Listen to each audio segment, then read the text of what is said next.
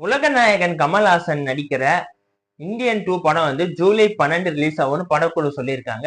அதே போல இந்தியன் 3 படம் வந்து அடுத்த 6 மாசத்துல வந்து ரிலீஸ் ஆகுன்ற மாதிரி சொல்லியிருக்காங்க. இந்தியன் 2, இந்தியன் 3 இந்த ரெண்டு படத்தோட ஒர்க்ஸ் ஒன்னாவே போயிட்டு இருக்கு. இந்தியன் 3 வந்து இன்னும் 6 மாசத்துல ரிலீஸ் ஆகும் அப்படின்னா பொங்கலுக்கு ரிலீஸ் ஆக வாய்ப்பு இருக்கு. அதே போல தல அஜித் நடிக்கிற குட் பேட் அக்லி அந்த படம் பொங்கலுக்கு ரிலீஸ் ஆக போகுதுன்னு படக்குழு ஆல்ரெடி சொல்லிட்டாங்க. இப்ப இந்த ரெண்டு படமுமே வந்து பொங்கலுக்கு ரிலீஸ் ஆகுது அதிக அளவு வாய்ப்பு இருக்கு. ரொம்ப வருஷத்துக்கு கழிச்சு கமல் படமும் அஜித் படமும் நேருக்கு நேர் பொங்கல் அப்ப மோத போகுது.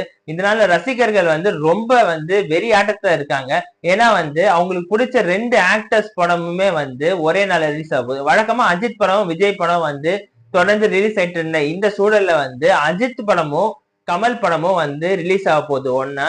இதனால வந்து ரசிகர்கள்லாம் வந்து ரொம்ப ஆவலா இருக்காங்க எந்த படம் ரொம்ப ஹிட் ஆகும்னு.